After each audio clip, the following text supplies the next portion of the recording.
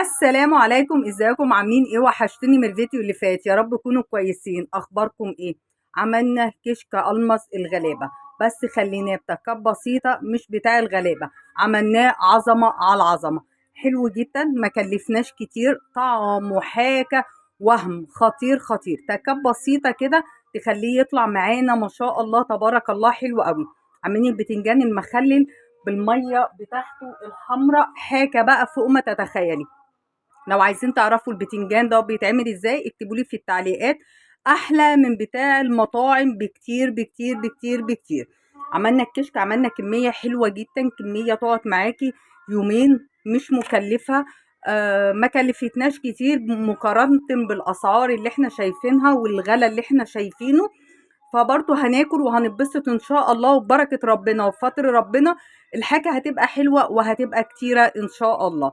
طب احنا عايزين نعرف الجمال بقى والحاجات الحلوة دي عملناها ازاي، وايه التكات اللي تخليه يطلع معاكي بالمنظر دوت. هندخل على الفيديو ونتفرج عليه لاخره. ان عجبنا الفيديو لايك وشير وسبسكرايب. باي. نسمي كده حبايبي ونقول بسم الله وعلى بركة الله. وحشني ان انا اعمل معاكم اكل، حاسة ان الصابون خدنا من الاكل. هنعمل اكلة النهاردة خفيفة كده وسريعة، وفعلا الجو محتاجها. اكيد كلنا عندنا كيس شوربة من العيد مركون كده في الفريزر، هنطلعه ونفككه. ومعايا طول 3 بصلات كبار او بصلتين، يعني بصي حسب حبك للبصل. انا الكشك دوت بحب البصل فيه الصراحة يكون كتير، بيدي طعم حلو جدا. حطيت شوية ملح وشوية فلفل اسود، انا عاملة سمنة بلدي. عايزين بقى نخليها ايه زي كشك قلمص كده، بس ده كشك الغلابة. فايه نظبطه برضو، يعني مش عشان هو بتاع غلابة ما نظبطوش.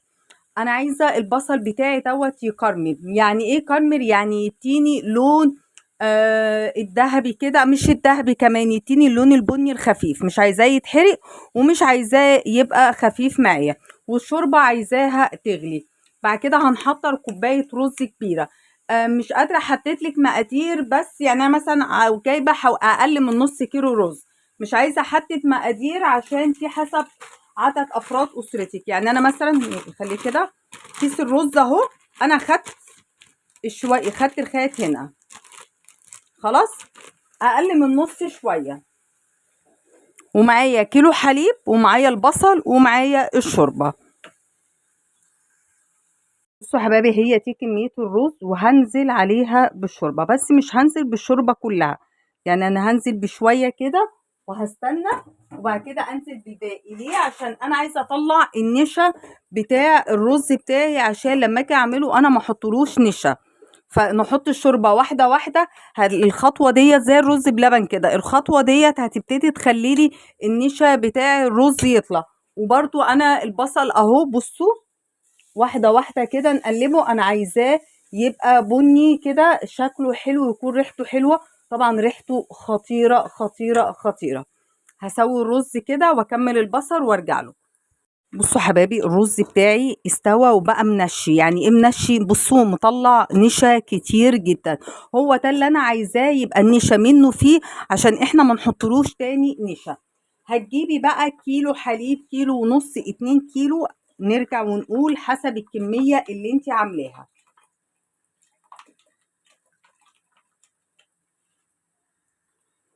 بصوا حبايبي، البصل بتاعي خلاص هو ده اللون اللي انا عايزاه، اللون الحلو دوت. خلاص انا هطفي عليه. البصل كده بالنسبه لي خلص، مش هحطه دلوقتي عشان انا مش عايزاه يدوب معايا، انا عايزه وانا باكل يبان. انا كده كده كنت حاطه مع البصل فلفل وملح، فانا مش هحط ملح تاني. حطي بقى اي توابل انت عايزاها. انا ما بحبش الكشك احط له توابل كتير، انا عايزه طعمه هو. هسيبه بقى يغلي غلوتين كده عشان الرز يتشرب من الحليب بتاعي او اللبن بتاعي، ويبقى طعمه حكايه. الحاجات الغامقه اللي انتوا شايفينها دي حتت لحمه. هسيب بقى الرز بتاعي كده لغايه ما يستوي وارجع لكم. بصوا يا حبايبي، انا مخليها على نار هاديه عشان بحس ان بيبقى الطعم احلى. مش عارفه ليه، بس بحس ان الحاجه لما بتبقى على نار هاديه بتبقى احلى. بصوا البصل بتاعنا، هي دي المرحله اللي هننزل فيها بالبصل بتاعنا. كنتش عايزه احطه من الاول عشان انا مش عايزاه يدوب معايا في السوا. هتلاقيه مش باين. لا انا عايزه وانا باكل كده انا مستطعمه البصل وشايفه البصل. بصي نزلي كل حاجه.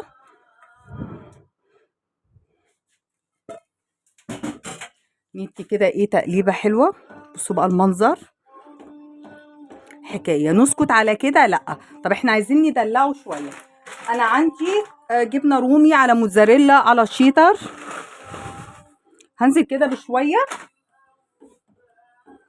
هي مع السخونيه هتسيح. اصبري بس، انا كده عليت النار شويه عشان انا عايزه الجبن ديت تسيح جواها، هتديكي بقى طعم حكايه.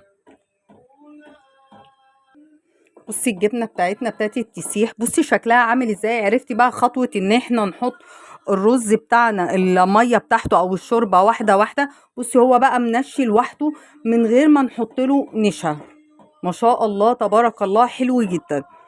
انا مش هستنى لما الجبنه تسيح قوي لسبب الكميه ديت ما شاء الله كميه كبيره. فاللي هيجي ياكل هيسخن، هيحط الطبق في الميكروويف، فهتلاقي الجبنه ساحت تاني معاه.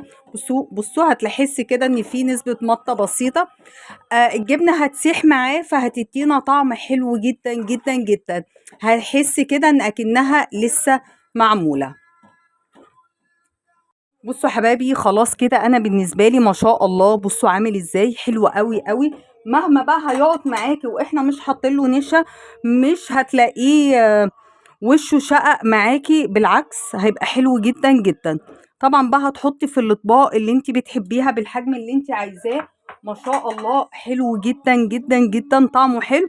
حاولي الكشك ما تحطروش ملح كتير، هتلاقيه فجأة احدق معاكي. فركزي في النقطة دي. بصي وانا بغرف شايفة الجبنة، شايفة المطة. بصوا الجمال حلوة قوي قوي ما شاء الله تبارك الله.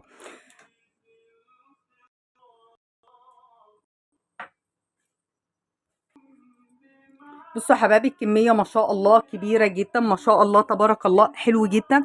من حاجات بسيطة تحفة تحفة طعمه حكاية. بصي الشكل عامل ازاي.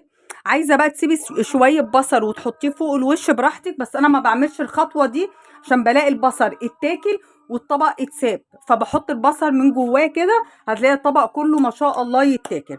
وصفتنا الخفيفة السهلة البسيطة خلصت النهاردة. يا رب كده تنور اعجابكم، واقول بقى السلام عليكم ورحمة الله وبركاته.